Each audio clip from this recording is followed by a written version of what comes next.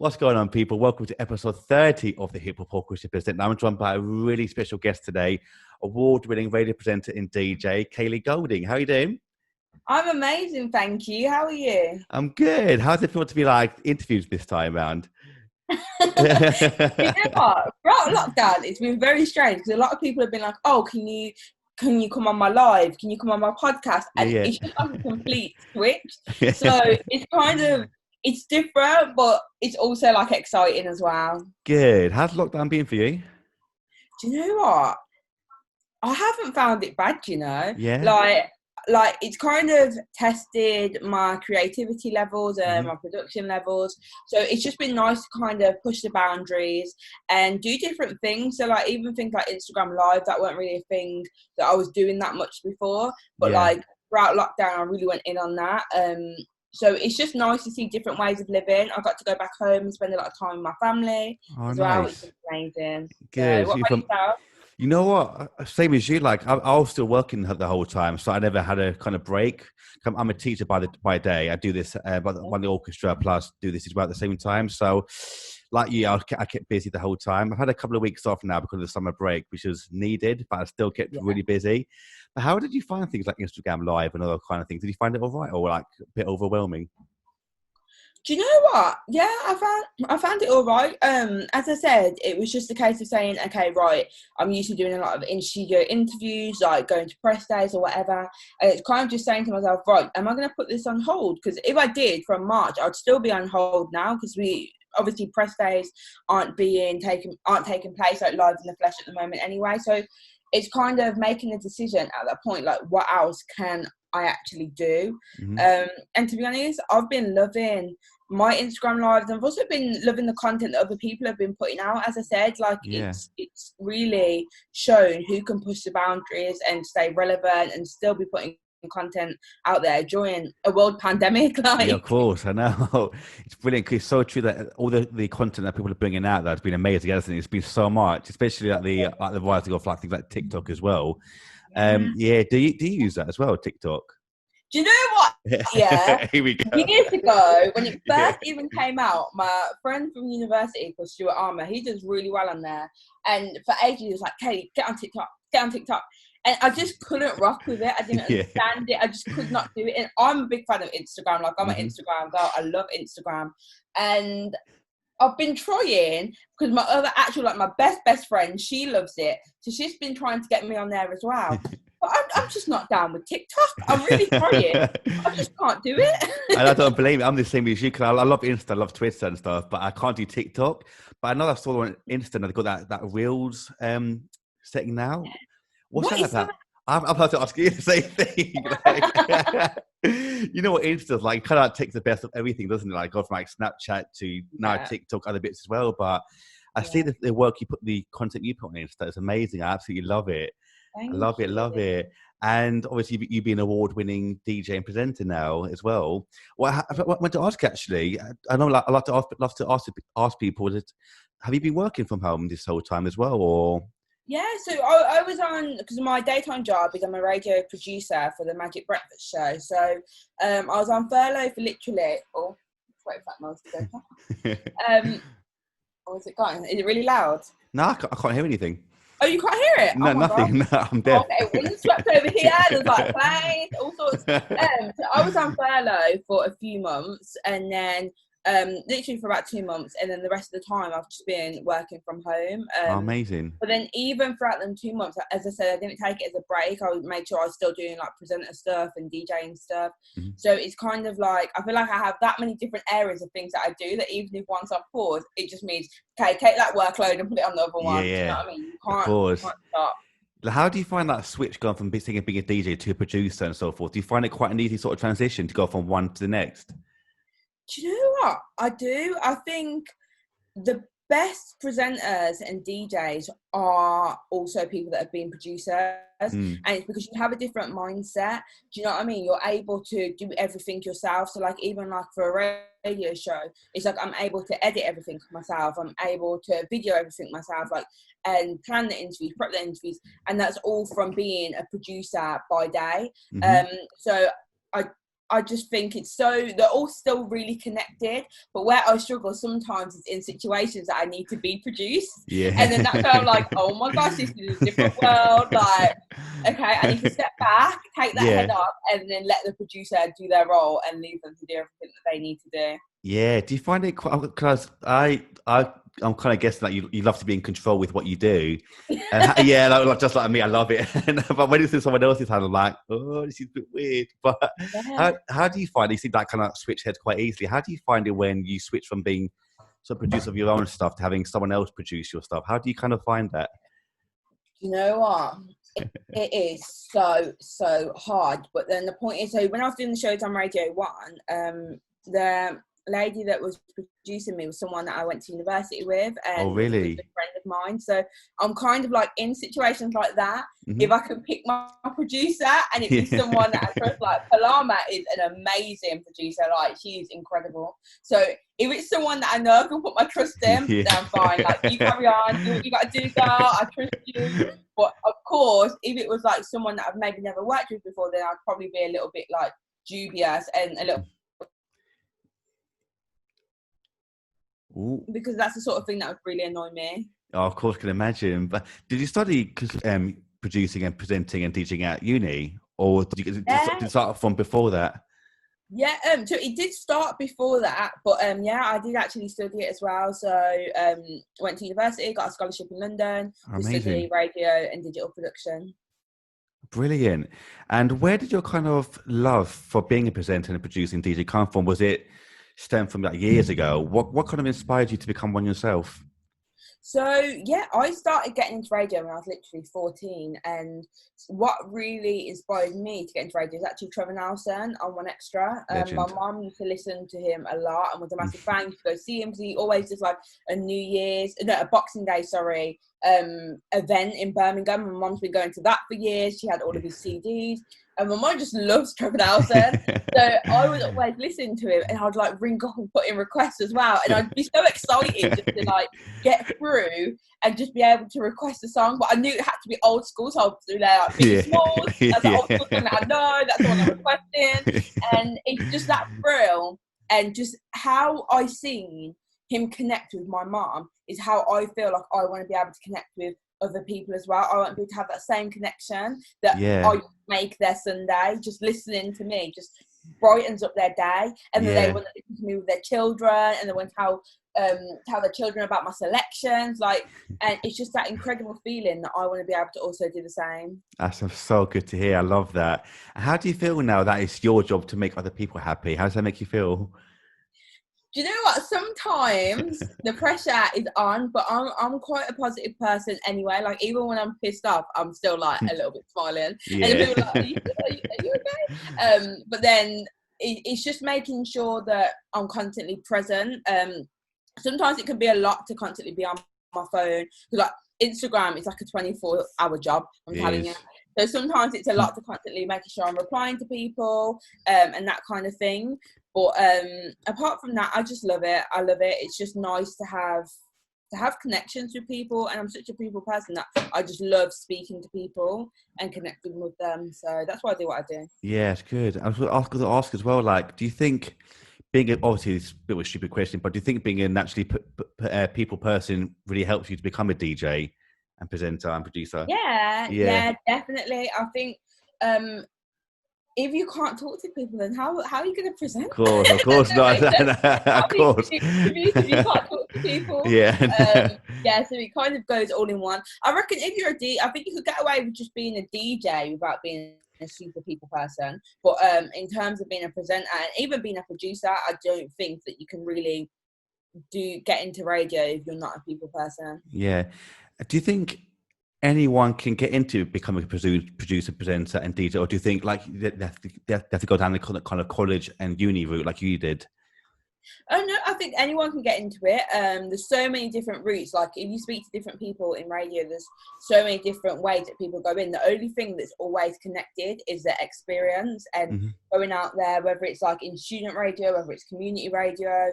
whether it's just like local commercial radio or hospital radio even. That's the only thing that's always linked, is that people got experience from somewhere. So it's just a case of saying to yourself, do you know what, I'm going to build a database of emails, I'm going to throw myself out there, let them know that I want to take part and I want to learn as much as I can. So you don't have to go to university for that, you don't have to do an apprenticeship for that. It's just a case of just get experience where you can. Where have been some of your favourite places that you've experienced from? Because I know you've done worked your way up to BBC, which is obviously amazing, and you've done student radio as well. How many places have you gone to get your experience in? Oh my gosh, the list could go on for absolute days, like for days. The only kind of radio which I am yet to do for experience is literally hospital radio. That's the only one I haven't managed to do, and that was only because of when I was in Birmingham. To be part of hospital radio, you had to be 18. So literally by the time I turned 18 in July, I was off by September to university in London. So it was just like, that's the only one that I haven't done. But like literally like festival radio stations, in Birmingham, it was Capital Birmingham Free Radio, and they're both local commercial stations. Community radio when that was around. The Beat London, been there for years. So again, it was just constantly moving around. I think that's probably the hardest thing about radio, is that you don't know when you are going to get that break, when you are going to make it to having a full-time producer job, or where you are going to be on national radio. So it's just really staying motivated and just doing the best that you can and just throwing yourself out there. Do you know what I mean? My journey was, to be honest, I don't even think it was that long, but it was very I can't think of it, intense. Like it was constant radio. Yeah. But I speak to some people and they've literally got 1 week experience, and the next thing you know, they've got a full-time job in radio. It's completely different for people. That's mad. Now, how do you keep yourself motivated when you hear stories like that, saying you've done a week there, got a full-time job? How do you keep yourself motivated through these sort of times? It's just everyone's journey is different, and it's just is what it is. I think the more I'm glad the amount of different experiences I've had, because I think it does make me a better producer and a better presenter, and it teaches you so much about yourself as a creative. So again, like even I went to Download Festival to do work experience with Team Rock Radio. I don't listen to rock music at all. I know nothing about it, but it's the fact that okay, but I can go to a festival, then I'll learn stuff there. I'll learn how to handle it. It don't matter that it's rock music. I'm not into that, but that's fine, because I'm going to learn about how to broadcast from a festival. So it's about throwing yourself out there and saying, do you know what, I can do this different kind of broadcasting. That's amazing. How was that experience for you at Download? I saw you've done it before. How was that for you? Do you know what? Yeah, I had so much fun. Did you? I had the best time of my life, and it was me and it was a couple of other friends from college at the time, when we all managed to get work experience. So like one of us was doing radio, one of us was doing filming, one of us was doing social media. And so we'd all camp out with each other on the night, get up, do our experience. And it was just a complete different world. And what I loved about it as well is because I'm not into rock music, it kind of made sure that my focus was on what I'm there to do. So it's like I was backstage and everyone would be like, oh my God, it's someone. I literally had no idea. No idea who they were, but I'm there to do my job. So yeah. You know what? For these kind of events like festivals, obviously you're not into rock. How do you prepare for these kind of things? And do you do like a lot of research before, or do you go in with a kind of open mind and try and learn as much as you can whilst you're there? Yeah. So it's kind of the factor that you just try, because you don't know who you're going to get at a festival. Like I've covered many festivals, and it's literally like you don't know who you're going to stumble across. You can go and plan to interview people and they're not up for it on the day. So you kind of just have to go with doing a bit of research around people if you can. If you don't have the time, cool. There's just generic festival questions that you can easily go with. And then when I am going to like an event or a festival, I always make sure I have one question. That if worst comes to worst, I could just ask that one question, get a good response. And it'll be something so like generic, or like what's your best chat, like just something so small that if everything goes wrong and I can't talk about their music, I can get a bit of banter from them. I can get something from them. So it's just going in with something. You have something to start off the conversation. That's brilliant. And do you have any kind of favourite questions to ask your guests on radio? Or at festivals? Always. You know what? Yeah, I always have to just ask something completely random, like or every single question. So, I used to do a feature called "There Goes the Bell," and when the bell goes off, it would just be like a completely random. Like the questions were weird. So it's like I think one of them was like, if a baby's being born and the head pops out at like 11:59, but then the other part pops out at 12:01, what day are they born on? Like it would be things like that. But you know what? That was my best time ever speaking to guests, because they'd literally be like, Kaylee, are you serious? I'm like, yes, I am. Now give me an answer. And it'd be so much fun. So I love talking about the music, and I love talking about all of that because I'm so passionate about music. But it's also so nice to get a different side, especially because a lot of the time I speak to rappers as well that are maybe more introvert and aren't really loud characters. So it's just good to get something funny out of them, where I'm like, come on, just be silly with me for 2 seconds, just be silly with me, and just hold on to me. I'm going to take you to a place that you've never been before, and let's go for it. That's brilliant. I wanted to ask you actually about that. I'm glad you said that, because how do you kind of get the best out of guests that might be a bit introverted? You said about trying to be funny with it. Do you have any other kind of techniques that you might use? I would say just making them feel comfortable. Like, just everything starts off with your introduction, just how you speak to people, how you act to people, like a smile, and just give them energy to bounce off. Like, I've had times, I'm going to be honest, I've had times where I've had interviews with people and they've literally given me nothing, and I've literally stopped the interview and said, look, come on, we're both here for a reason, we're here to promote you, let's do this. And sometimes it's just about hyping people up, because sometimes they could just be nervous. Do you know what I mean? Just be like, come on, we're going to do this, and just give them a bit of energy to bounce off, I would say. Brilliant. Cause I've seen guests on different shows and stuff where they don't really talk much. I'm thinking, oh, this is quite awkward now. Come on. But does that kind of add more pressure to you then to try and bring them out a bit more? Oh my gosh, it is so challenging. But it's like you also know what questions to ask. So even though I've wrote loads of questions, I may not use them if it's kind of like, okay, they're not someone that I may be loud and will have a laugh and a joke with me. And I'll make sure that I make it so about their music, because that's what they're passionate about. That if you're an artist and you love music, so you'll be able to talk about music. So let's just keep it on this. You'll be able to talk about your latest single. Do you know what I mean? Because that's what you're being pushed. So it's kind of just knowing how to steer the conversation if it is going really wrong. Yeah. On the opposite spectrum then, what do you do with a guest then that doesn't quite shut up the whole time? Like, do you have to like calm them down, like, right, that's enough now? You know, this is why a lot of the time I do actually just do a lot of interviews pre-recorded, just for this reason. It's just better to be safe.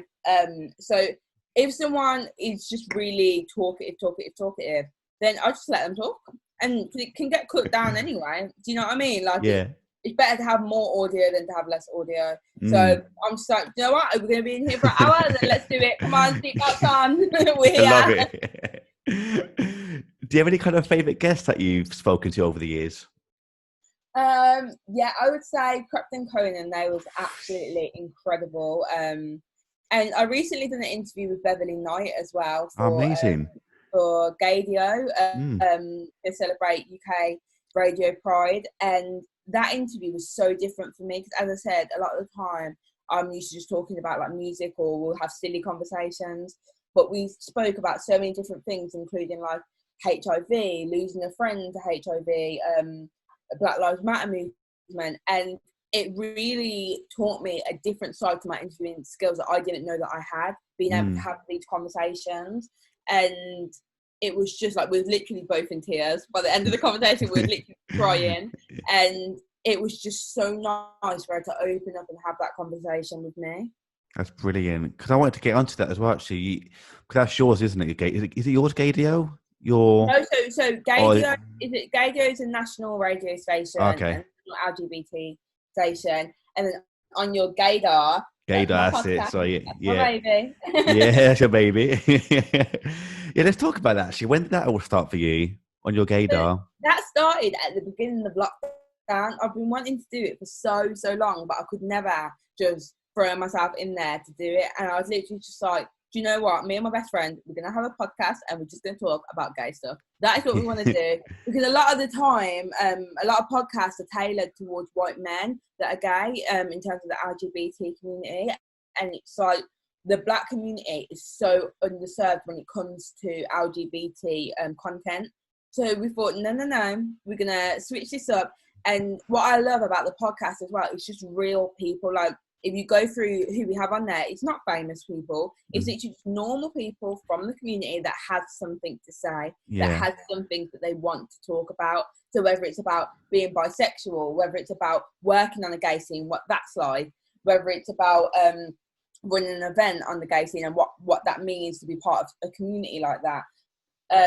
Whether it's like finding love on Grindr and how to stay safe on Grindr, because of course we've seen so many horror stories, and it's literally just normal people having normal discussion. Well, whatever, normal's the wrong word, but just people. And of course, I think it's an important thing to have, because again, sometimes podcasts and audio can be so wrapped up in, oh, let's get someone famous, rather than it just being a good conversation. Of course, that's one of the reasons why I started the podcast, just to talk to people and showcase what we go through every day. And I've actually put on Twitter recently, that since starting my podcast, it's one of the best things I've ever done in my life, actually, where it's just, in a way, people don't realize it's actually therapy, isn't it? In a way, you're talking, like you said, you're talking to normal people about these kind of issues that they might be going through or have been through in the past. And it's just, to get it off your chest is one of the best things, isn't it? You're just talking about things that might have been on your mind or your chest for such a long time, and just to show people that you might be going through things yourself is really good. I love it. Yeah. But what's the feedback been like since you started on your gaydar? Do you know what? It has been absolutely incredible. Yes. I've had so many messages just of people from within the gay community, literally going like, I just feel like it's just everything I can relate to. Like, it's just everything that I want to talk about, but I can't hear people talk about it. And it's just been so nice, because that's what the purpose of it is. Like, I'm going to be honest with you, I said from the beginning of the podcast, I don't even care about the numbers. I don't care about the listenership. I just care that people are having a good listening journey and they feel like they're being represented within the podcast. That's the most important thing for me. That's such a good thing to think about as well, and to aim towards as well. Has that kind of, in a way, helped you to improve as well as an interviewer as well since starting your podcast? Do you know what? I wouldn't say it's helped me improve as an interviewer, but I would say it's allowed me to have a different side to what I do. Again, a lot of the time, the things that I do is talk about music, or to be honest, that's it. Just talking about music all the time, talking to artists. So it's nice to just strip that back and just be me talking about a community that I love and that I'm part of. So it just kind of allowed me, and even just being able to swear and we talk about stupid stuff. Like, I'm going to be honest with you, we talk about sex toys and we talk about, and just things that I could never do on the radio. I would never be an artist. So it's just being able to just have conversations that I would never ever have before, and it's just, so sometimes I can see myself going to present a mode. I'm like, no, Kaylee, it's just you having fun, talking with your best friend and someone else off the gay scene about whatever topic we decide to talk about. Amazing. Talking about saying things that you're not allowed to say on the radio, have you ever slipped up by accident and said anything that you shouldn't have said? I haven't, but oh God, it is like my worst nightmare just thinking of it. And not gonna lie, since being through lockdown, I don't know why, I've started to swear a lot, and I'm like, oh, I need to get out of that before the studios are all open and I'm back to doing like everything live again. So yeah. I think God, touch with it. Seriously. Yeah. And being from Birmingham, actually, gone from Birmingham to London, what's the two different scenes like? Are they completely different or quite similar, the Birmingham and London scene? Do you know what? People try to say that they are similar, but I think they're so different. In terms of creativity, there's so much more resources here. Like even for radio stations, when I say here, as in London, even for radio stations, like there's so many different community stations, and they all serve complete different audiences as well. And we don't have that in Birmingham. We have a couple, but like it's so underrepresentative of the whole city. So, and there's not really any funding either for up and coming people getting into radio in Birmingham. Whereas here, it's like, okay, you might be able to get paid, you might be able to have your expenses paid at least. Where in Birmingham, we don't really have that either. And then there's not even much places that you can go and have actual work experience, really, especially now that Global has kind of closed down a lot of the stations, the local stations, the regional stations. So it's kind of like London or nothing. In terms of people, obviously Birmingham people are a little bit nicer, a little bit more chirpier. But I think London people have a bad rep, but I don't think they're bad. I think it's just if you smile, they'll smile back. Do you know what I mean? Of course.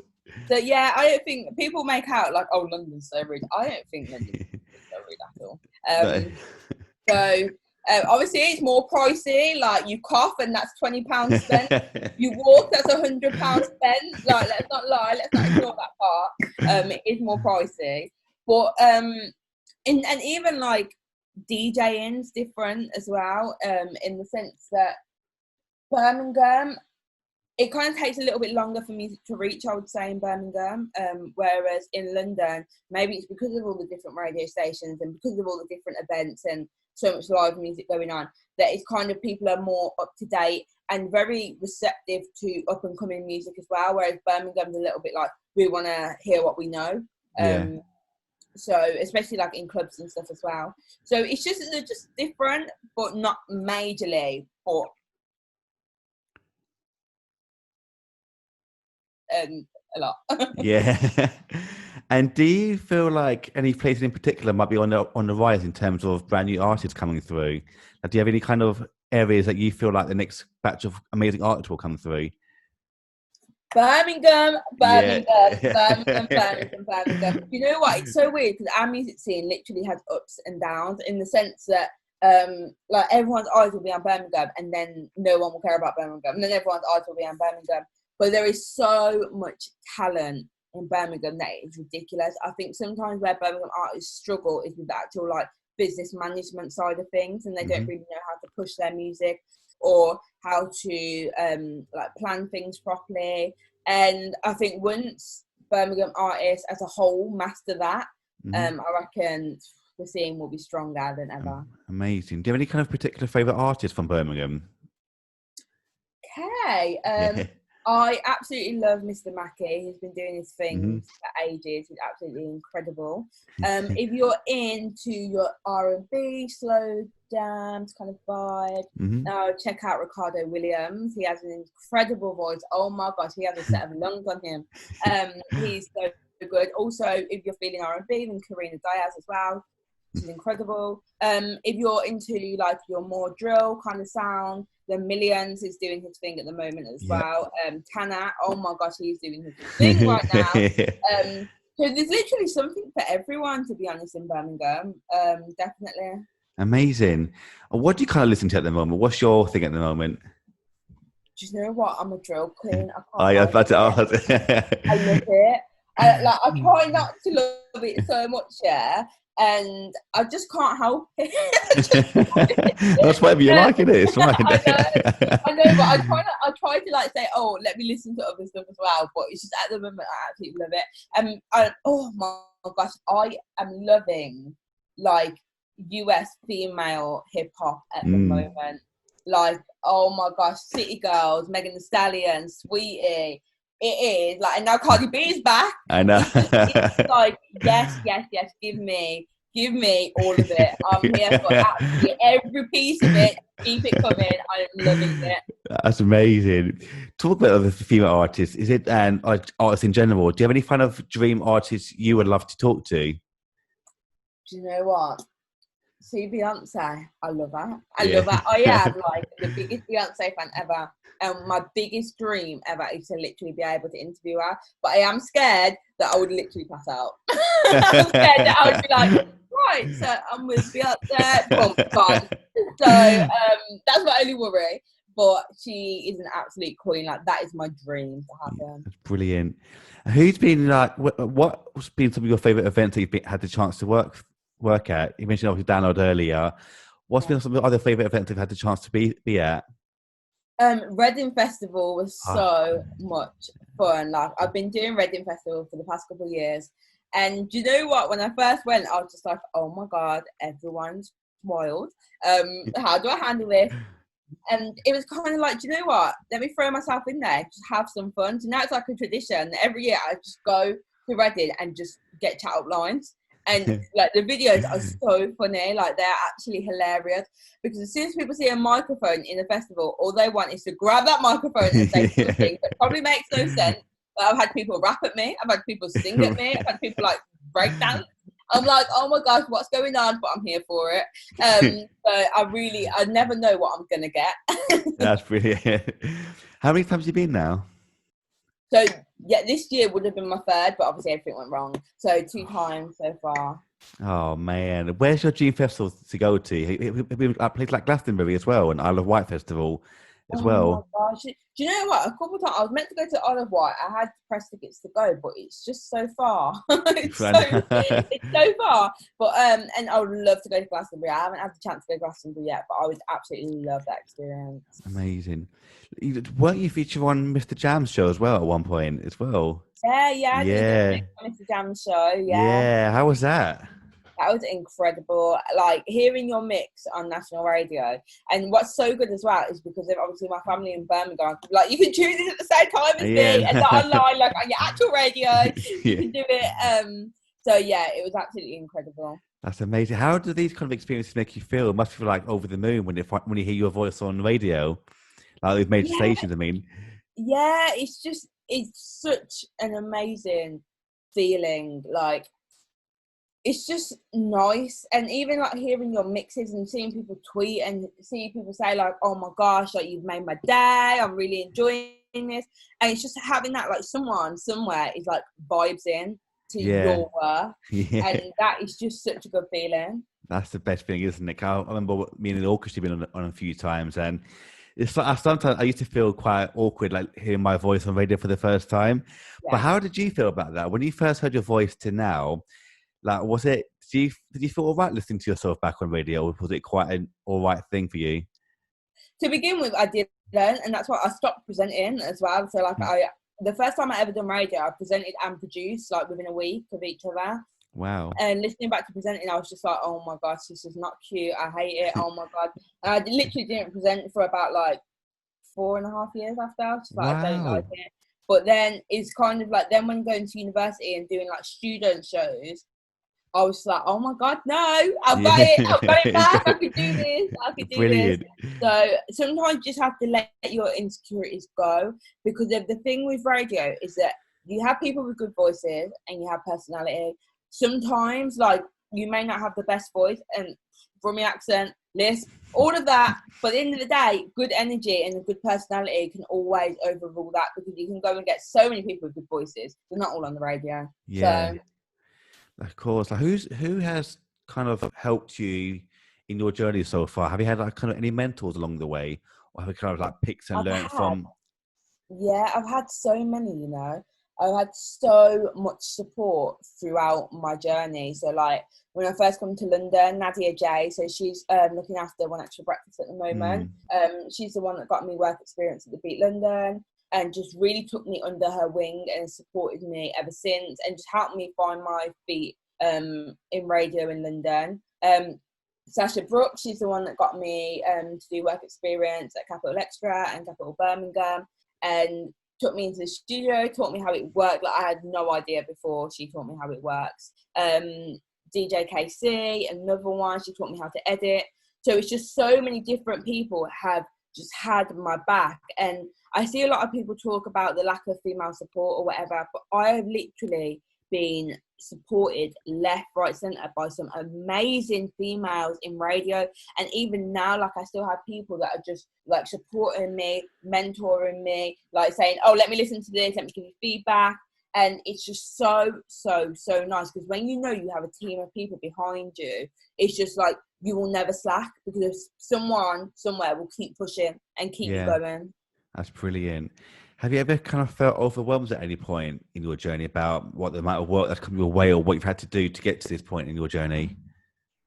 Do you know what? I haven't yet, but I think that it's kind of created a person that don't know how to relax. That's probably when I've struggled most and felt more overwhelmed, when I'm not doing anything. And that's when Kaylee crashes.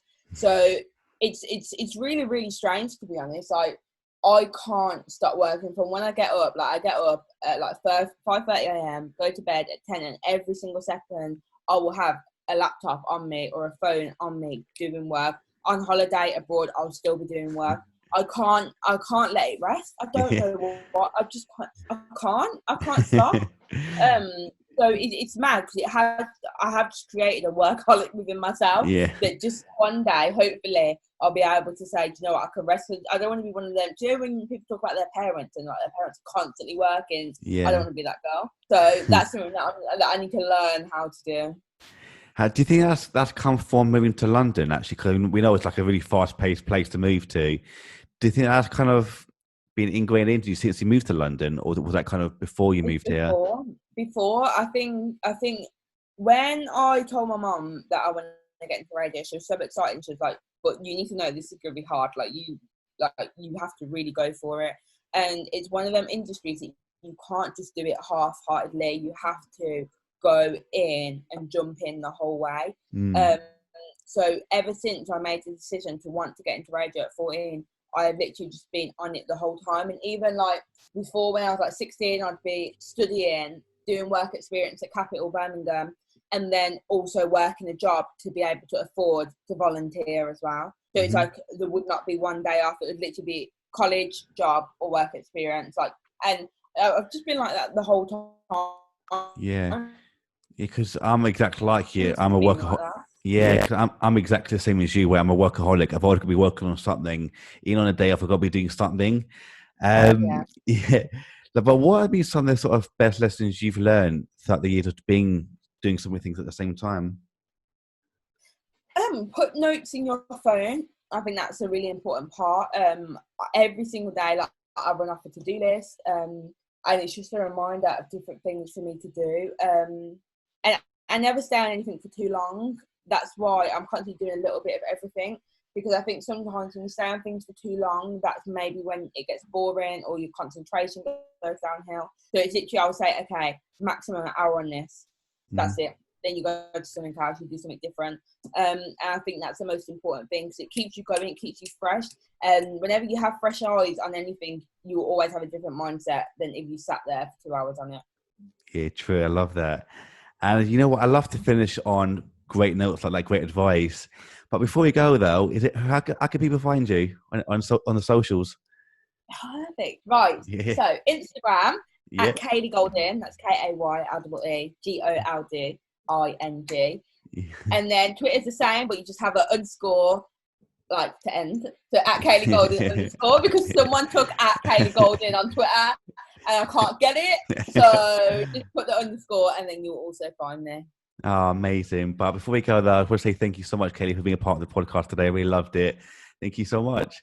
Thank you for having me, man. You're such a good vibe. Oh, thank you. You too. I hope so. Anyway, thank you. But, I said, take care, everyone. Bye-bye.